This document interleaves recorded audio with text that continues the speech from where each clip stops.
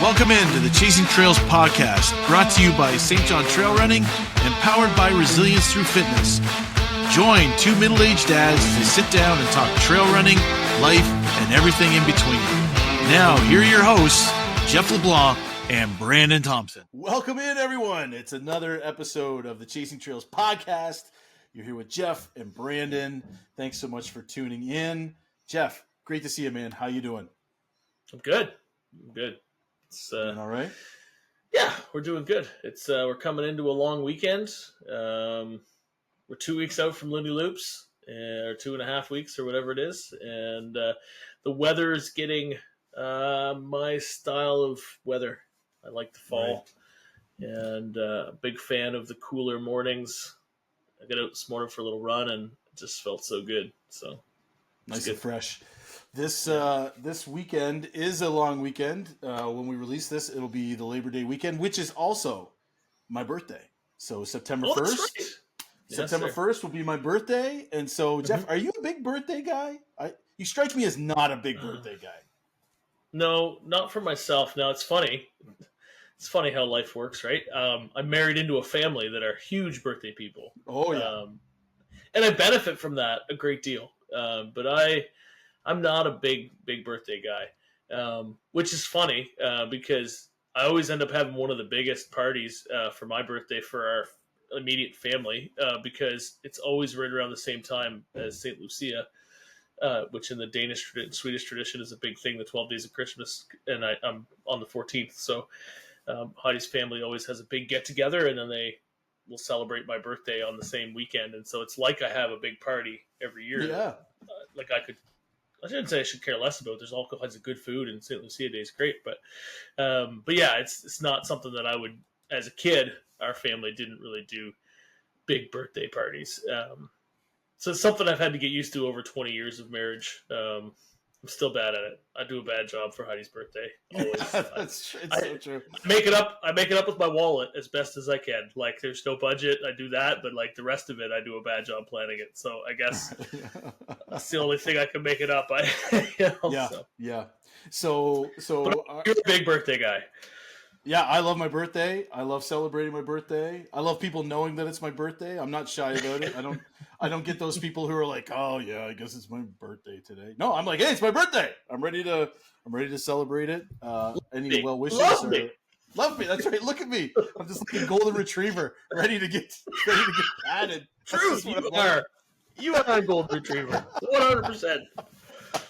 And so it's like one of those big things. And so Natalie is also a big party person as well. So the problem is, I'm like you. I'm not great at doing birthdays myself. I'm good at celebrating my own birthday. I'm not so great at celebrating other people's birthdays.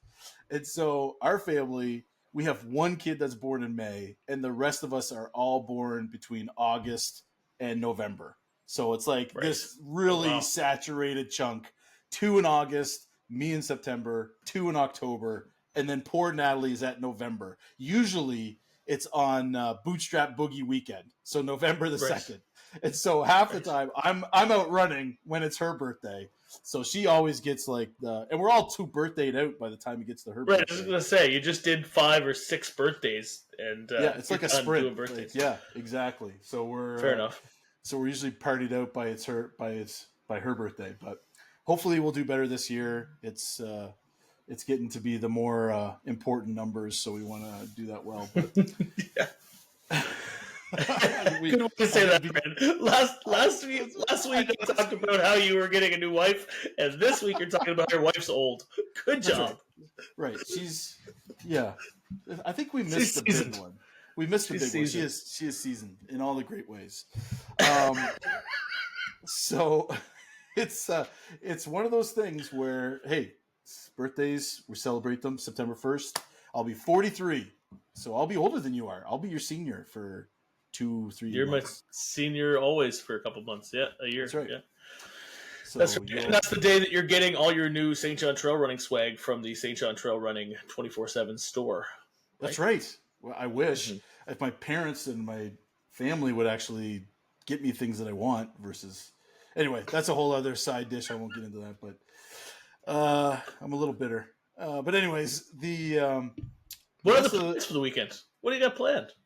So I'm on vacation this week, so I've led right up to it. So part of it is going to be back to school stuff. Do you know we spend more money back to school shopping than we do at Christmas time? Like I heard that on the radio that really? On average people spend more money on back to school than they do at Christmas, and so it's like, what was it, $600 to $700 a kid for back to school? And I was like, I don't know. If you have a lot of kids. Much. I got a lot of kids. Well, you think about it. You've got kids who are like, when they go to high school, public school, they have to have a computer. Like they have to have a laptop. So I've been buying like iPads and laptops over the past couple of days, like trying to get my kids ready. And so I can believe it. Like it starts if you average that out to all our kids, like, man. Yeah, we're on the hunt. Amelia starts grade 9. We're on the hunt for a Chromebook right now. Or a full laptop. We haven't fully decided which we think is best. Chromebooks have come a long way, so I feel like a Chromebook might be able to do what needs to be done. So you should just give her your old laptop and you get a new one. That's the way you work it, Jeff. Like you upgrade and then just pass those down. Yeah, that's how I did.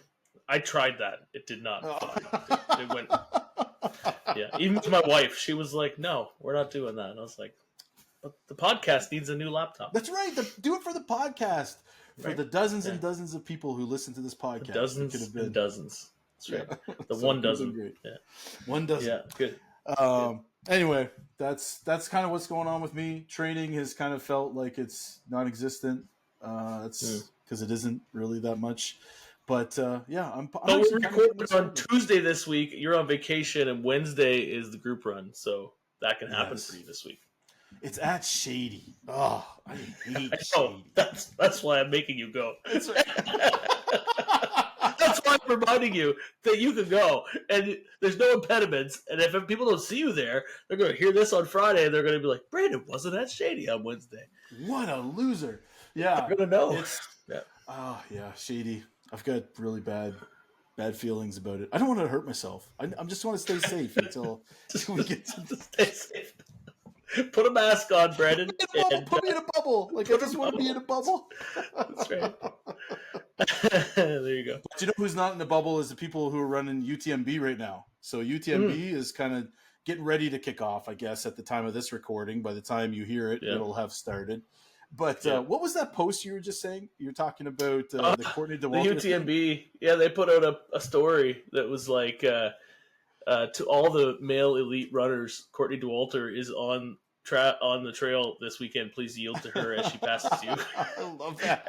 I was thinking, they should yield for Kelsey Hogan too. And that's right. That'll be good. And I know that Adam is running his race right now, so hopefully his 150 is going good. I don't know if there's anyone else that we know out at UTMB right now, but I know that Kelsey and Adam are out there. So we hope that they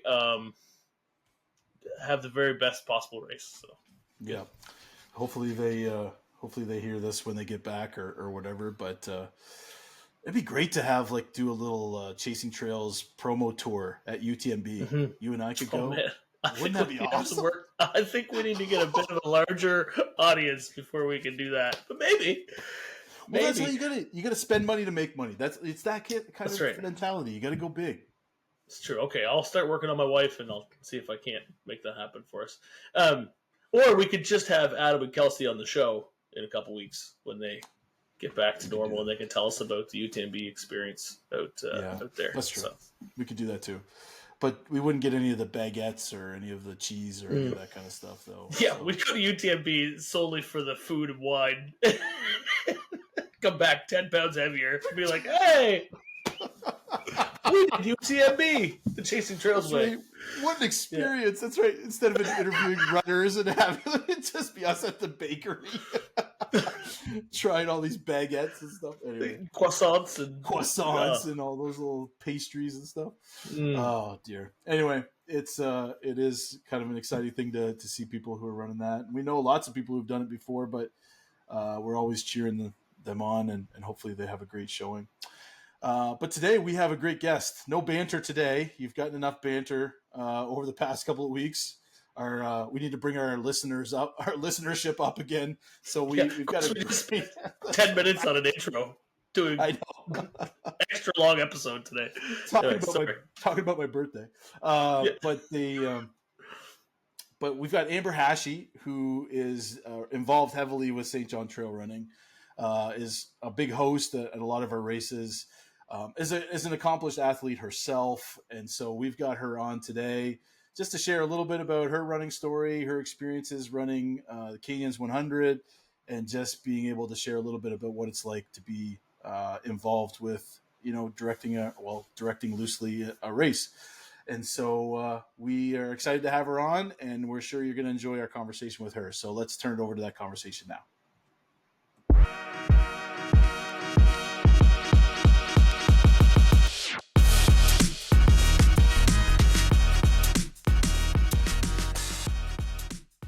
All right, we are thrilled to welcome into the Chasing Trail Studios for the first time, and I can't believe it's taken us this long to get you in here, but Amber Hachey, thanks so much for taking the time to be with us. We're so grateful that you're here. No problem. Happy to be here. I know you just love being in front of the camera, and I know you love talking about yourself, so I know this will just be just another day for you. I'm being sarcastic. I know this is a big deal, so we are appreciative of you willing to do it. Yeah, my two favorite things in the world are just colliding right now. That's right.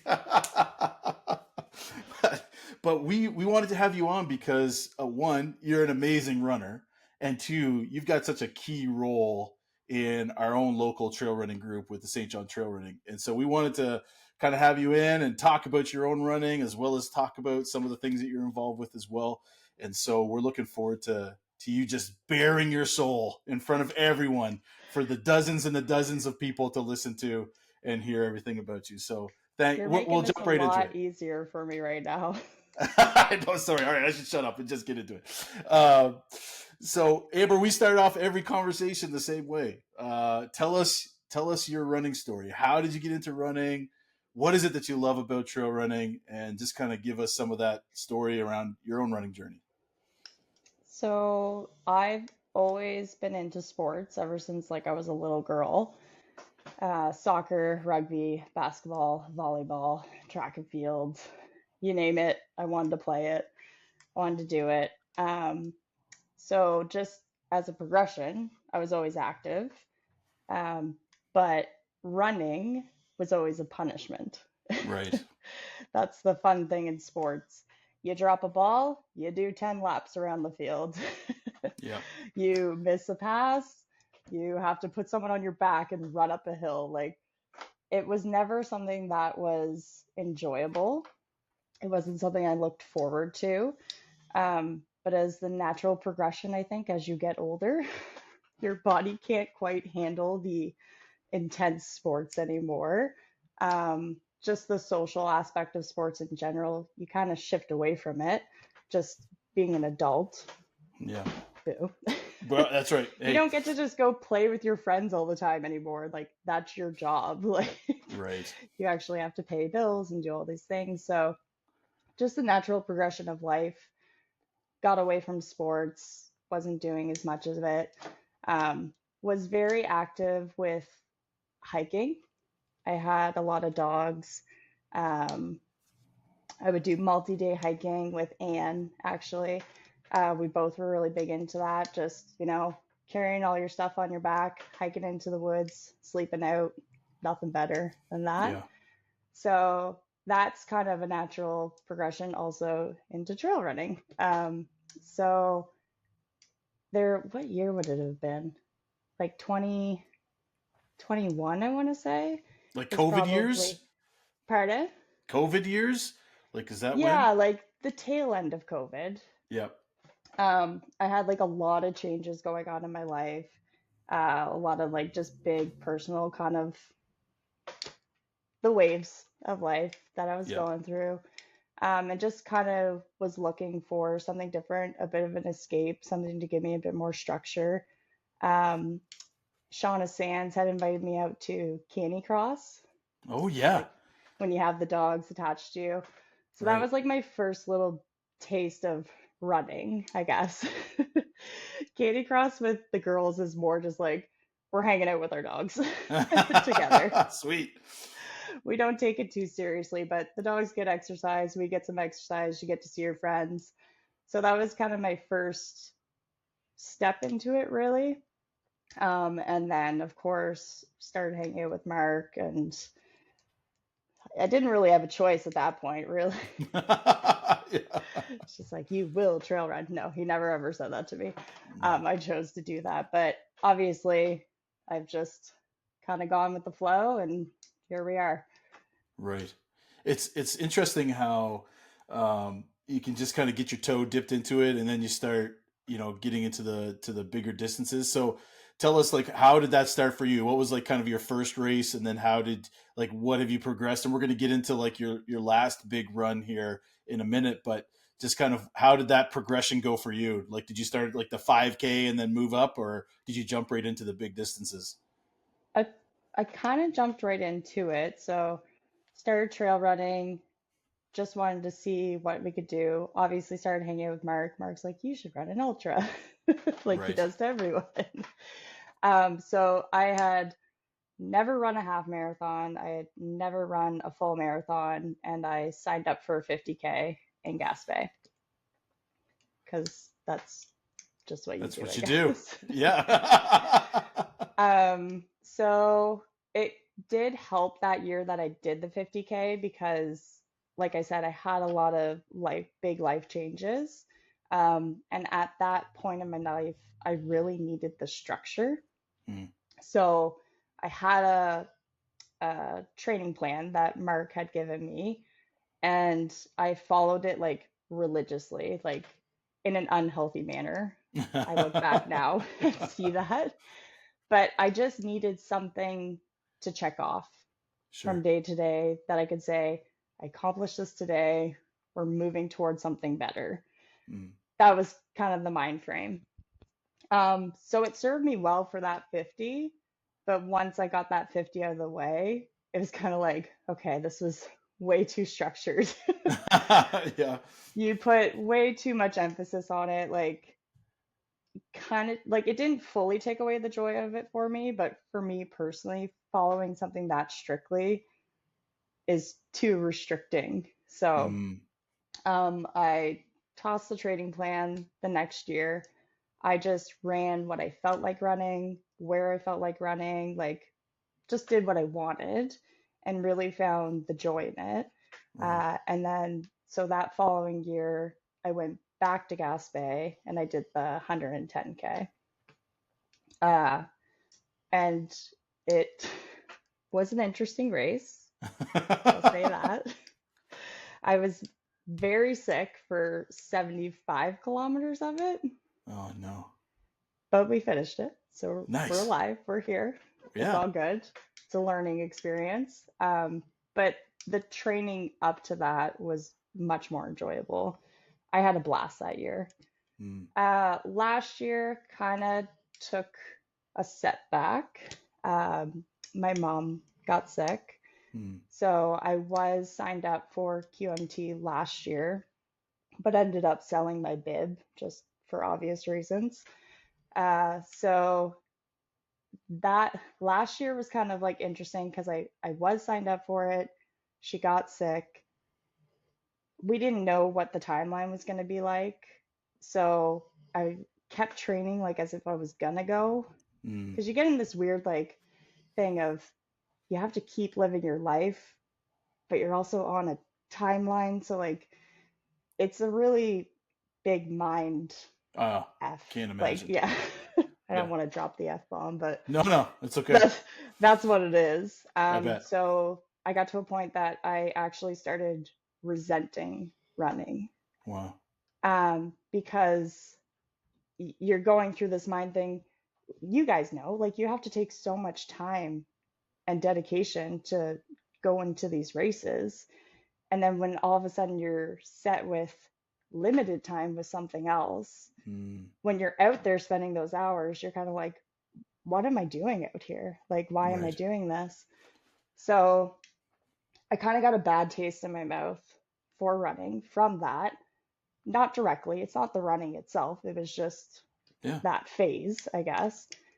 So last year kind of took a back burner. Um, And then this year, kind of slowly tried to get back into it.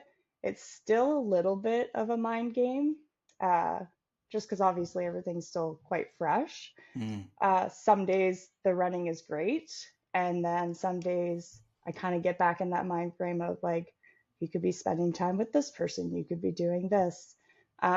So I'm still finding the balance this year. mm, I did get to do another race this year, which was good, but overall, I'm just kind of navigating. I'm not pushing it right right. now. So if it feels good on a certain day, or if I'm feeling good on a certain day, I'm going to go do it. If I'm not in a good mind frame and I know it's not going to be a good outcome, I'm just letting myself not do it. So I think that's really important for people. You can still Yeah. train, you can still train in a healthy way.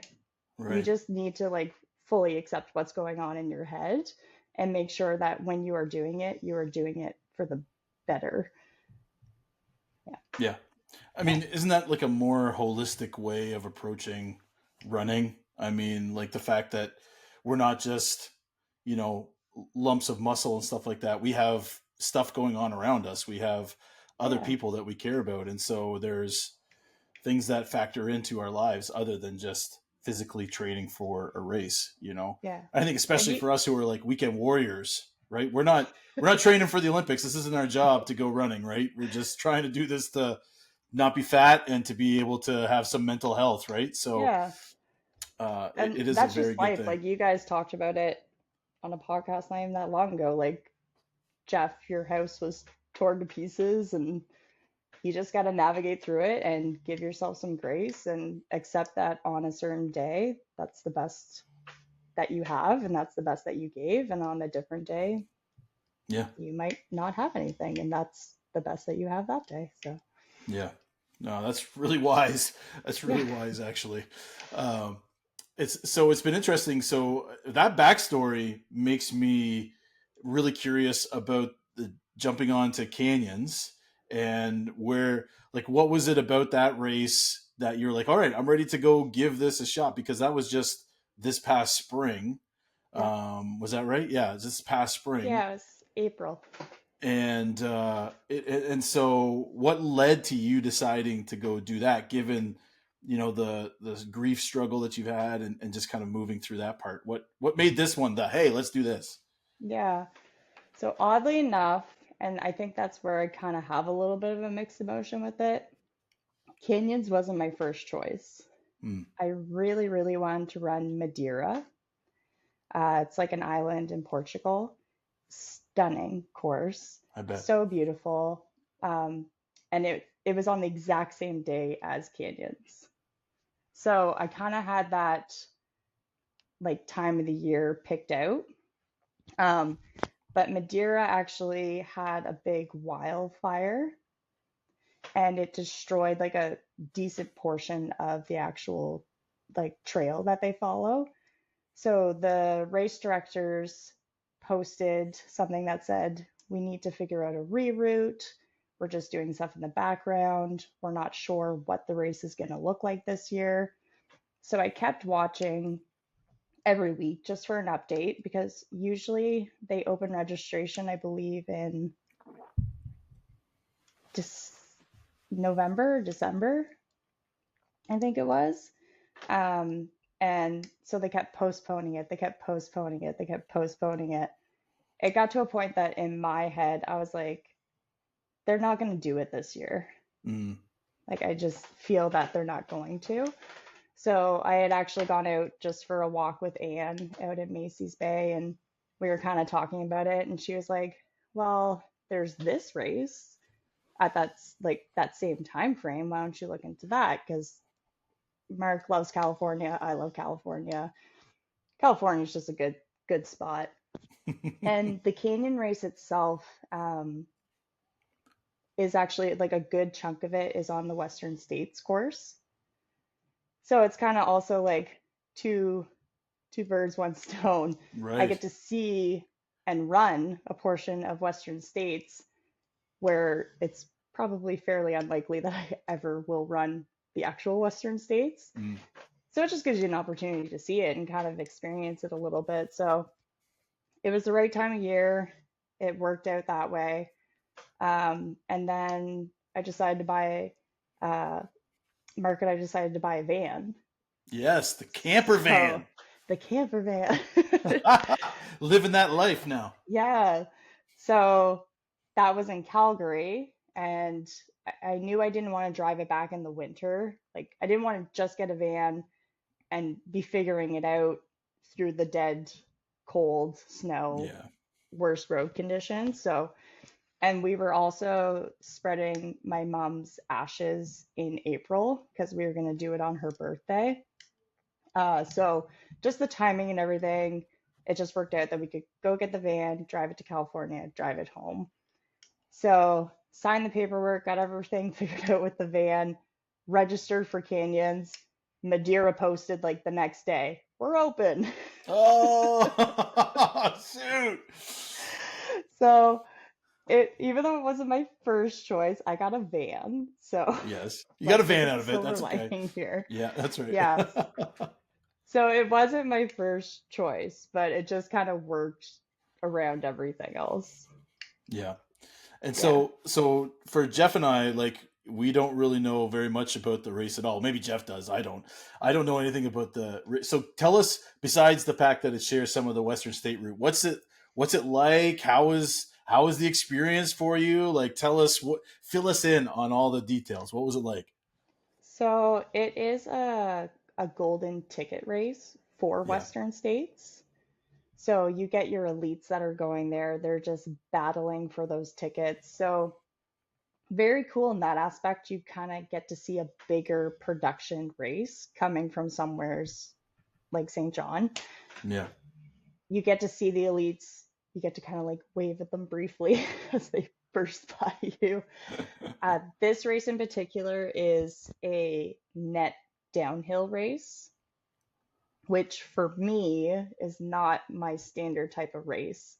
I enjoy climbing. So there was still a fair amount of climbing. It was just all at the beginning of the race. And then from there on, it was considered a net downhill race. So very runnable. You kind of go down into two or three different canyons. I don't remember. But the biggest thing that people always say running in the canyons is the heat. Mm. It gets super hot, just dehydration. People come out of the canyons like looking like they went through a war zone. So that was, I don't do well with heat at all. Like, I will throw up. Okay. So that was my biggest concern, was the heat.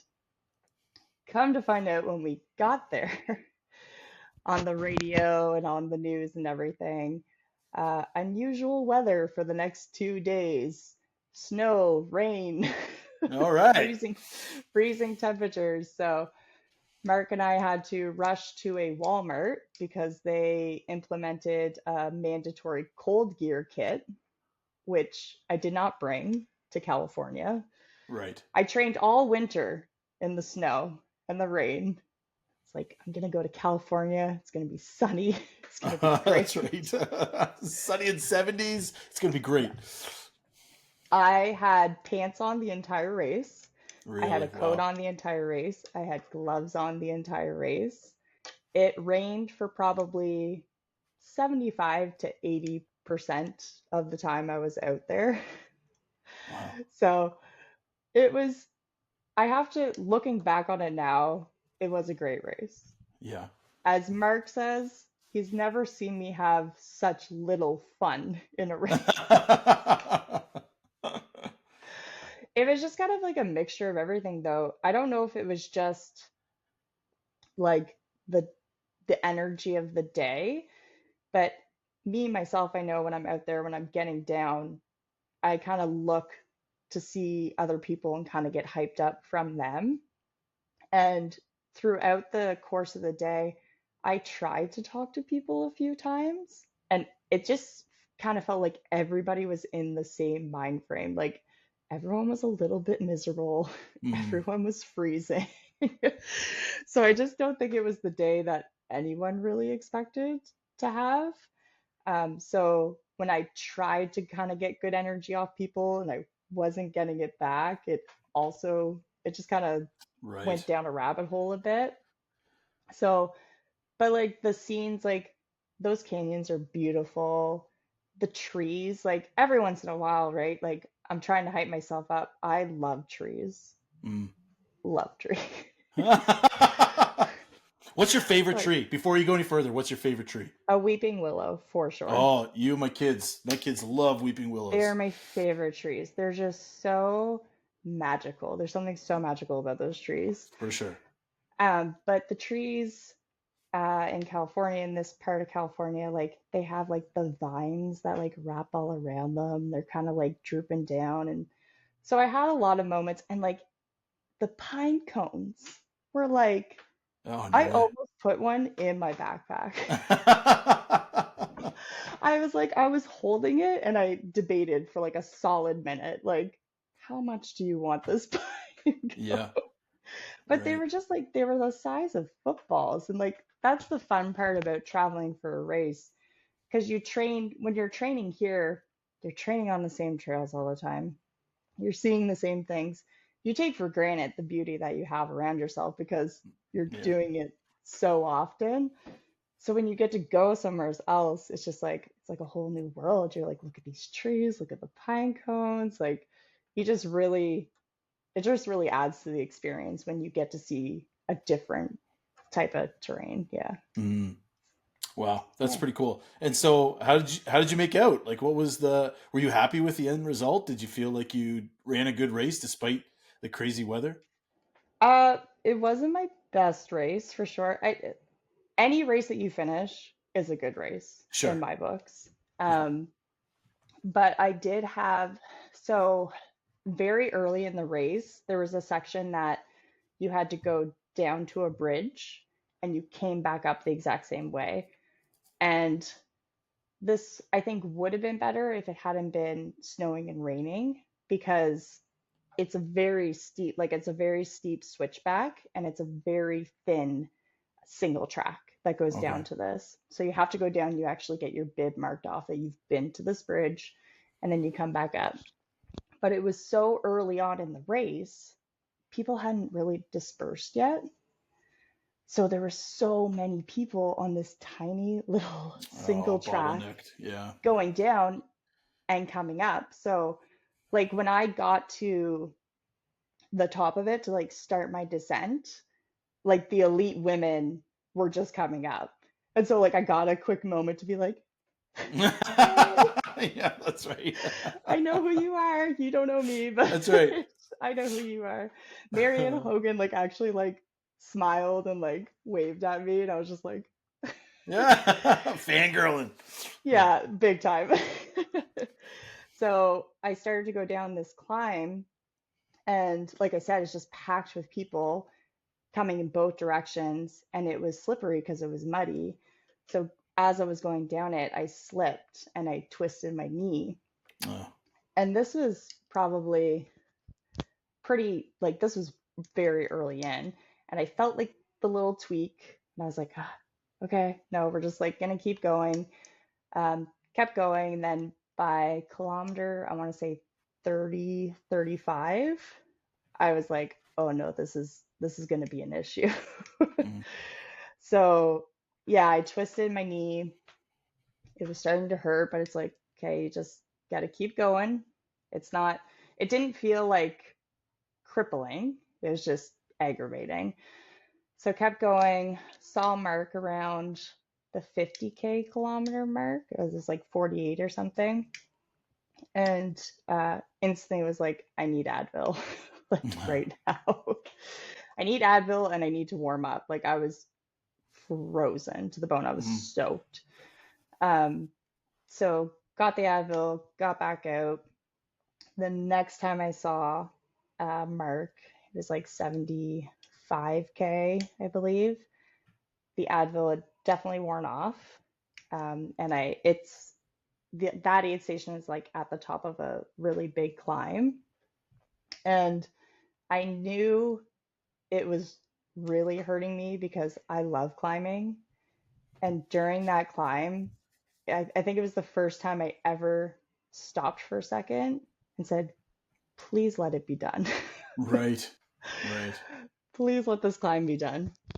So when I got to the top, Mark saw me. He instantly said, I don't like that gait, just the way I was moving. Yeah.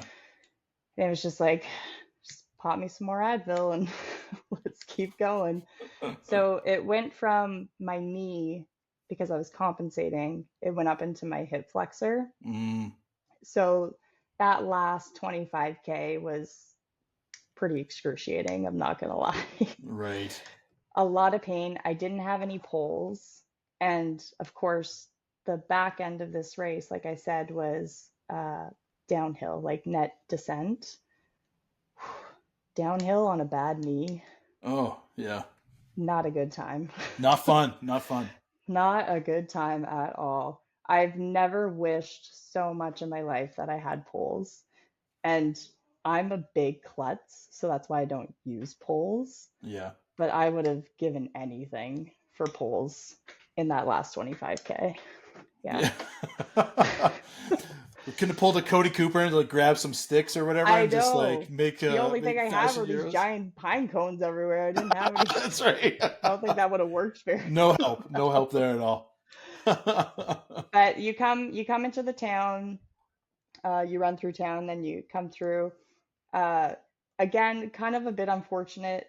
We were on such a tight timeline with the race because we had the intro group starting Mm. and we had to drive all the way across the country.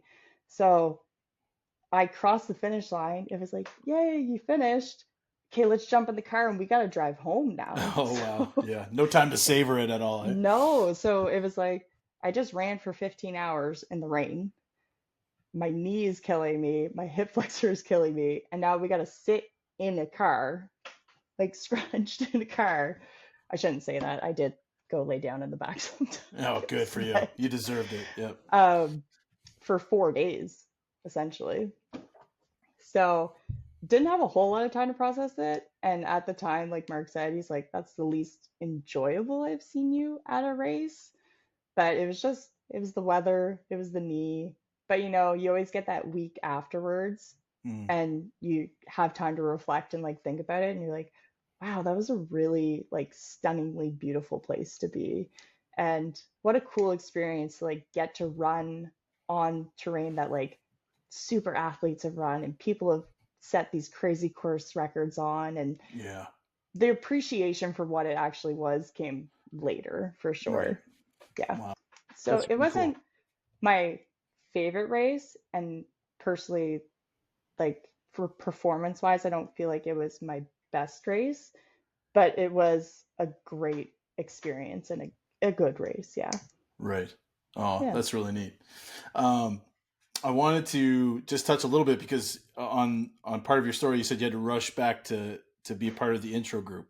Yeah. And so I want to set up this next question by just kind of sharing a little story. So during the intro group this year, I was like, as most people have heard, I convinced my daughter Catherine to do the intro group with me to be able to do the East Coast Beast Coast race. Yeah. So Catherine is a very natural athlete, but she just doesn't have self-confidence to kind of do some of the things that she wants to do. And so I told her, the first thing I told her was like, well, they're going to divide you up into groups. There's going to be a caboose group. Like there's going to be a group that is just like really chill. We're going to go and it'll be great. And you led that group for pretty well the whole time we were there, the whole 8 weeks or whatever. Yeah. And that had a huge impact on Catherine. Wow. She was so encouraged by just the people like you and like Suzanne who were just reaching out and just saying, "Hey, great job. We thought you did well." And every time she'd beat a personal best, everyone would cheer and yell and all that sort of stuff. And so my question for you was, what kind of mentality does there need to be when you're like a part of the caboose crew? Because really, like that, Catherine felt like these were her people. Like this is Yeah. my community. This is where I kind of belong. And I said, listen, the apple doesn't fall far from the tree, right? Like the back of the pack always has the most fun. And we're like, what kind of mentality do you have to have as you lead that group? Like, what are you thinking as someone who would not naturally be at the back of the pack? You hang out with the back of the pack, and so I just love to hear what goes through your brain when you're doing some of that stuff.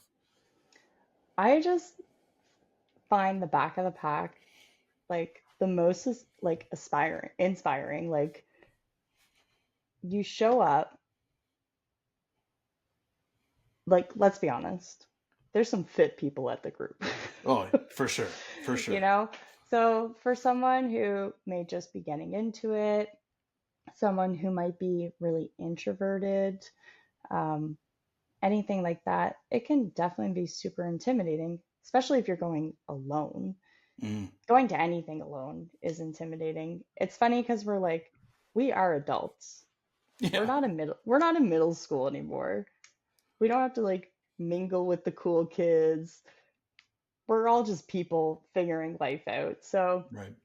I really like to make sure people are aware of that. Like, this isn't, like you said, this isn't the Olympics. Yeah, We're not paid professionals. We're people coming out here to escape everyday life, do something good for our bodies, and hopefully make some connection. So that's just keeping that sort of mind frame at the back, I think is really important. Don't take it too seriously. You're mm. going to have a bad run here or there. You're going to be at the back of the pack sometimes. You're going to be at the front of the pack sometimes. It just depends on who shows up, right? So don't take it, just don't take it so seriously. Have some snacks, Oh yeah. have some laughs. Preach, preach. Here we go. Love it. Like, there's nothing I love more than when PJ is at the back and we have someone new, and without a doubt, every single time he's just like, "Do you want some candy?" Yes. Yeah, I want some candy. Who doesn't want candy? Yeah, yeah. It was He's oh, great. you can always count on him and Jackson Yeah, to have good candy snacks. They're yeah. always there to pull through for that. In one of So the intro group runs we were doing, I think it was maybe it was at Rockwood Park. He had PJ had some of the Swedish berries, yeah, and he had laid out like this little Swedish berry on like a perfect leaf, like a little green leaf in the middle of the trail, like just to be able to like you stumble upon it like this candy fairy had left all these wonderful little candies for you on the trail. And yeah. so yeah, so they always had great candies. So I definitely that's a huge part And of it like, for sure. how fun is that? Like, you go to a group and someone's left you a trail of candy to Yeah, follow. that's right. How can that not be inviting to come back to? Yeah, It's just, yeah, for sure. so that's the mentality that, like, I find the caboose crew really great because it's almost like you got these little baby birds. They come in so nervous, so scared, and then if they keep coming back, you see the confidence build. You see the wheels kind of turning like, oh, well, maybe I can do a 5K race. Maybe I can do a 10K race. And you get to hear it too. Like, they kind of come to you and they're like, oh, I'm thinking about maybe doing this. And then it's just so exciting because their goal kind of becomes your goal and their Mm, accomplishment becomes your accomplishment because when they come back and everybody's in the back and we're all talking, it's just like a rally group, you know? So it's just a really special place. The back of the pack is not the Debbie Downers for no. sure. Yeah, we'll have a bad day or like we like to vent here and there, but overall, like, party is in the back for sure. Yeah, yeah, without a doubt. We're not And taking life too seriously. that's We're right. here for a good time. That's right. As long as there's cake at the end, I mean, that seems to be a big motivator for at least my part of the caboose, anyway. But Oh yeah, definitely. it's. Do you have any of like some of your favorite stories from the caboose? Is there any kind of like great story that sticks out to your mind? Maybe there isn't, but They're all just they're all kind of personal. Well, not to me, but like for certain people. So I don't think they're really my memories to share, but they yeah, hold a special spot for me yeah, because like I said, you get to see them come in the beginning stages where they're not talking as much or they're really quiet or don't really believe that they can do it, or they finish the first run and they're like, maybe I don't know if I should come back. And you get to see the person evolve. Mm, And I think that's really special to me yeah. is seeing these people evolve and seeing them push themselves and seeing the confidence come out in them. Yeah. Yeah. No, that's a beautiful thing. And it's kind of one of those things that anyways, I want to say thank you for all the help you did with Catherine and just your encouragement to her. And And she I did thought she was done. amazing. Yeah, she did great. And I She thought did so good. after we finished the race, I thought, well, that was probably it. But then she came up to me today and she's like, "Hey, Dad, can I borrow your phone? I want to go for a run." And so she went out on her own, and so that was kind of cool. She started That's the whole couch to awesome. 5K thing again, and is building up again. So it was cool. So I'm just you can add that to your Go, stories Catherine, go. of. That's right, exactly. I'll let her know. One of the other things you do, one of the other hats you wear is you're kind of like Mark's right hand gal when it comes to a lot of the race directing stuff.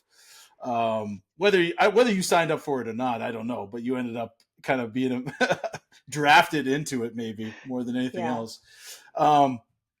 What are some of the things? Because Jeff and I have both seen you from doing things from cutting watermelon to hanging up signs to encouraging people at the and mingling at the start finish.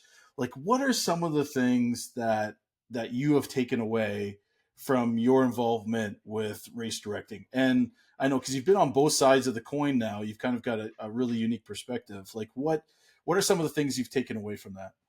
Yeah. Um, I definitely wouldn't call myself a race director. That title is Mark's for Right. sure. I'll call myself the hostess, Okay. Okay. Gotcha. maybe.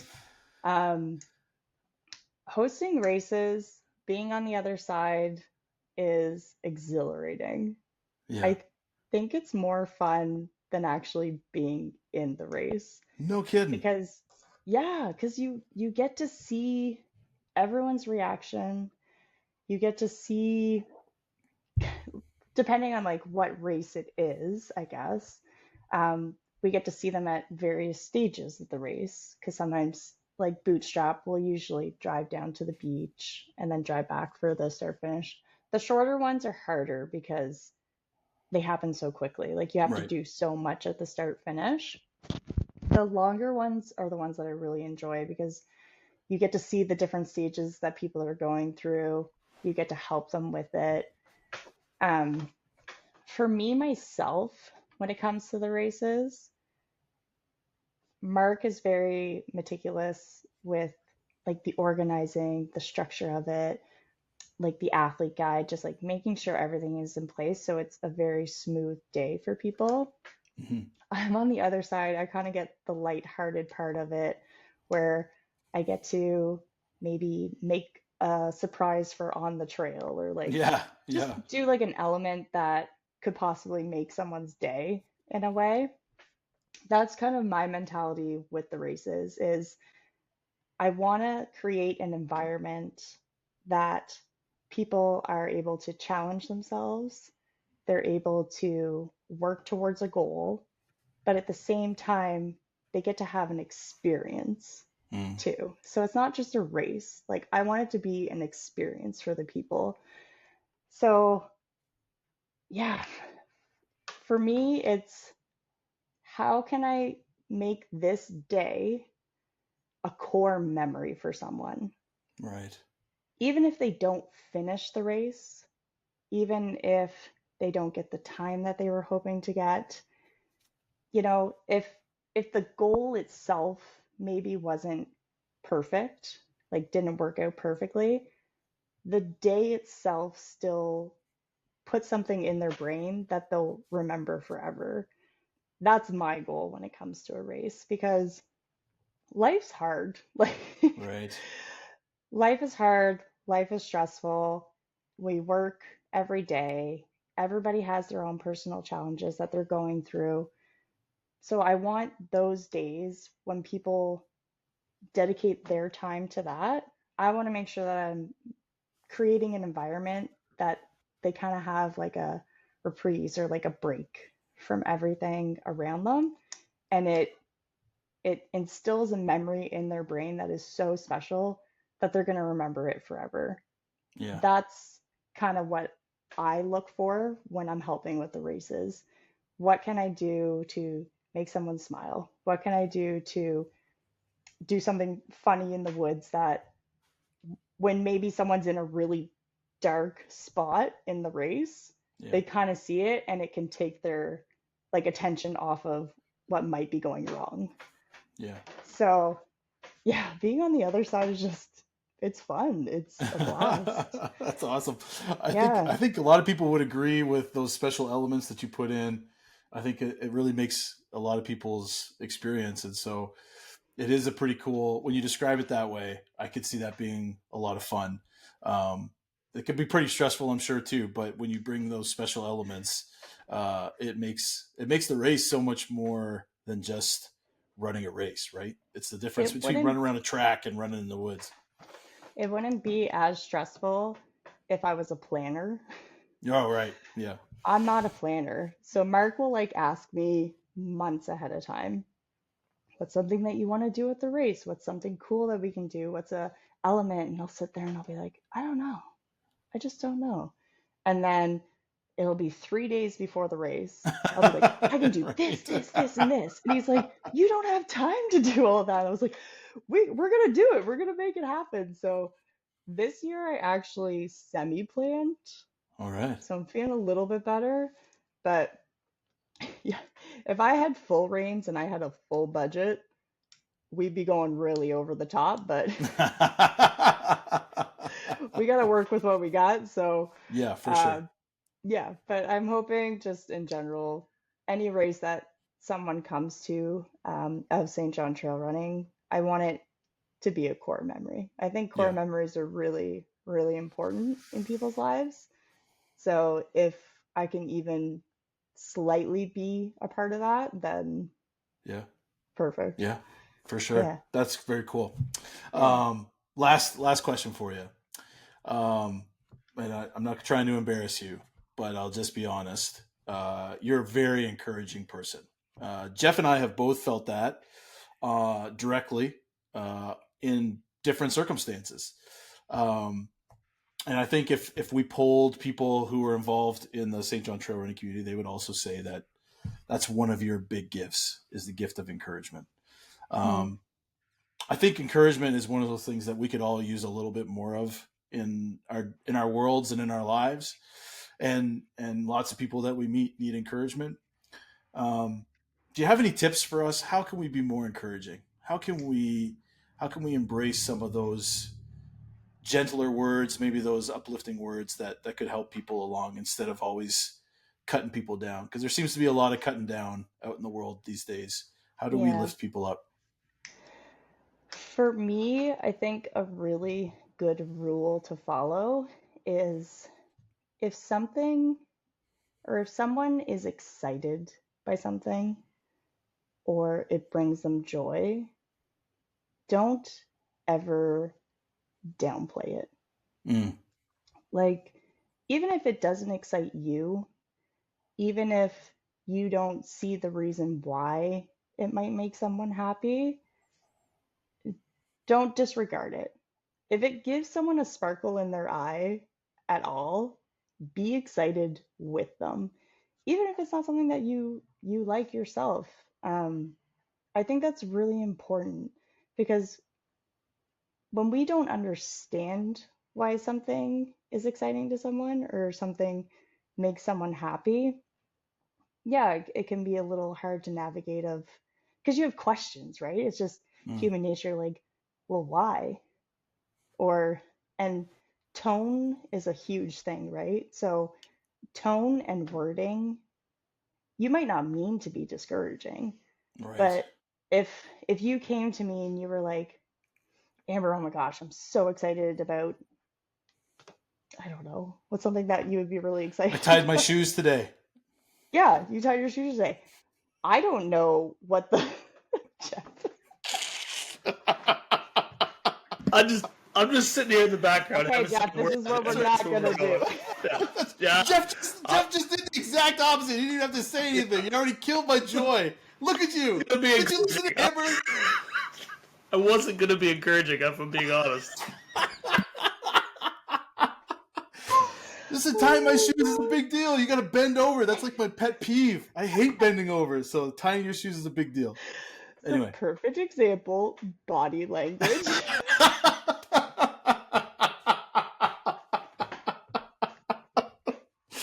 Oh man, that's so funny. We're learning here. Looney Loops. That's right. For those of you who are listening to this podcast, Jeff literally put his hands over his face and just was like shaking his head. That was like, you could just tell he thought that was the dumbest example on the planet. It just totally killed my vibe. So as Amber was talking about being encouraging, so that was just such perfect timing. And I don't even think you didn't do it on purpose. You just naturally. Well, and we had a whole banter episode where you went about tying your shoes. I don't know if it was this season, but it was the bane of your existence, and I was like, "Oh yeah, it's a big deal." Example, yeah. So, I don't know what episode it was, but if you want to know why I shook my head, it was because of the conversation we had, whatever that was. Oh my god. Anyway, okay, sorry, I just felt it derailed your whole thing.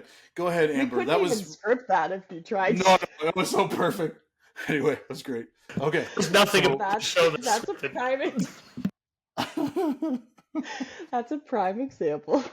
Right. So I try to be really aware of body language, tone, and choice of wording.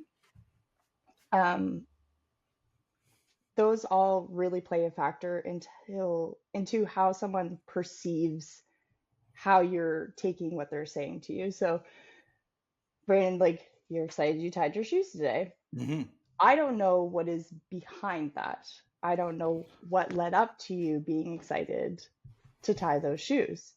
So, as Jeff did, I shouldn't just be weird. Right. That's a weird thing for you to be. It's more being so what was it about tying the shoes that made you so excited? Right. What part of that? It's asking questions. It's being engaging in it. It's being curious. Mm-hmm.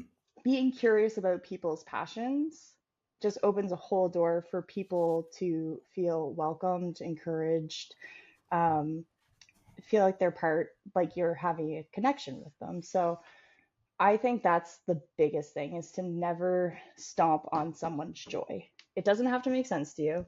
It doesn't have to make you happy. But if someone is really passionate about something or excited, or they really want to push themselves for a goal, I don't believe it should ever be discouraged. Right. Right. And it doesn't take anything away from your day, right? To listen to someone passionately talk about something that makes them excited. What are you losing there? Right. You might learn something about a topic that you didn't care about that you never would have known. Mm-hmm. So if someone has a goal, if it sounds crazy, if it sounds far-fetched, never stomp on it. Ask them questions. How are you going to do it? How are you going to achieve it? Have you looked into things? Just engage. Being engaged in someone's excitement, I think, is the most encouraging thing that you can do for people. Very good. All right. Yeah. Jeff, we're going to practice that. We're going to be engaged. And I can't stop laughing. Jeff, you just it's just the perfect. Do you have any more questions, Jeff, before you want to bash anything else I say? I'm super nervous to say anything now because I'm just ready to crush my dreams. Is there anything else that you want to throw out before we finish up? Not really. I thought it was a great conversation. I'm inspired and I'm excited to listen to it even again on Friday, and that's good. Yeah. Amber, thanks so much for being with us. We learned a lot, and I just really appreciate you doing it. I know it's not your favorite thing to do, so we're so thrilled that you decided to join us. Well, so you should do it more. That's right. Oh, thank you. Yeah, you should do it more often for sure, but not with other people's podcasts, only with ours. No. So, yes. Right. I know we're ready to. Yeah, we don't want you to spread your wings too far. Like, just keep them I hope as. your editing skills are like fantastic and this will Oh be no! We didn't need to edit anything. That was great. All right, Amber, thanks so much. We appreciate you. no problem. See you guys. Well, Jeff, that was our conversation with Amber. I was really surprised, just not in how well she spoke, but just in like the level of just like uh, vulnerability that she had, just in talking about losing her mom and that sort of thing. And I really appreciated that level of transparency. I guess I'm not really sure why I'd be surprised because she's a pretty open book about things, but I just was super touched by the way that she views not just people, but races and creating that kind of experience. That was a huge takeaway for me. Absolutely, yeah. I appreciated her comments around given what you have on a day, and that's just what you have, and you should be happy with it, right? Like that was encouraging. Maybe because of the state that I'm currently in. Words of being gentle on yourself always help in times such as these, and Yeah. so it's good. I also just appreciate I mean, I work in sales for a living, and you can suss out a non genuine or ingenuine person pretty quick. But it's pretty obvious when you're talking to Amber about her passion around hosting people and helping other people feel excited for the things they're doing, and how genuine she is and humble she is about the way that she and Mark do what they do with St. John Trail Running Yeah. is pretty evident. And I think she probably has created a lot of core memories that that people really appreciate in life. And so, I mean, you go to Looney Loops and just watch her run that aid station, and she could put on a clinic on how to run an Yeah. aid station. It's like you walk in there and you just feel an energy of like, man, this is a great spot to be, right? It's not Yeah. just the good food; it's there's other energy there, right? So, Yeah. Yeah. I have a lot of time for what she had to say, and I hope other people got a lot out of that chat because I did sitting there watching it. So, I think it's good. Yeah. Two things that I'll finish off with this is that one, you can kind of feel the intangibles that she brings to a race. So the Mm-hmm. things that may not be like on the athlete's guide, but they bring something extra to the race. So whether that's Absolutely. like some unique element out in the woods or whatever, or some special kind of thing at the aid stations or whatever, that is really kind of what sets apart races from other races. What are those Mm-hmm. things that make it, oh yeah, this is a really cool, really special thing. And it doesn't have to be like grandiose, obviously, like because some of the things that she has done are very simple, but they're also just super effective. Mm-hmm. And so I think that really does add a lot to making it a core memory, and that really resonated with me. Like a lot of those races are core memories for us, and I think that's why we look forward to them so often. um, and also, I thought too, just the idea of finding a net downhill race to me seems like the best idea in the entire world. I'm like, I will sign me up for a net downhill race like that. We got to get on one of those, buddy. Yeah, I don't know. I felt like I was sitting there thinking my knees probably couldn't handle a net downhill. And not because I twist my knee, just because I'm a large individual. So I remember when I did Katahdin coming down the hill, like it was Was it worse than worse? going up for sure, Yeah, yeah, for sure. I was probably halfway down, and my knee was killing me because whatever your yeah, dominant leg is, you're stepping down off these like little cliffs and stuff, and it's just getting thrashed. And so my left, which I was surprised it's my left leg that's dominant, but it must be the one I lead with often enough. And I remember that left knee just being nothing left to it. So I don't know. Maybe it is a better idea, but maybe it's not you as know cracked all it's cracked up to be. Yeah. right? The only thing um that we probably have in common with Amber is her lack of use of poles due to clumsiness. So that's true. she's a significantly better runner than us, and you know probably does a lot of things better than us running, but she doesn't use poles much like us, because That's we're right. scared we're going to stab someone or hurt Yeah. ourselves with them, and that's a Yep. reality. So Or scare ourselves when we have them in our back and they're hitting Right. hitting our Think butts they're and a stuff like that. Look, spider. what's going on? Yeah. Yeah, for sure. But okay, so one thing I did feel convicted on though was when she was talking about tone and body language, and so I Mhm. know at my house, so often my tone is really, even I could say things that aren't really that harsh or that bad. I know if my tone is off or my tone is harsh, that really has an impact on my girls. I don't know if it's the Mhm. same thing at your house, but it Oh just man. seems like I really need to watch my tone and my body language because they can tell when I'm really not interested in what they have to say, even though it's something they're really excited about, right?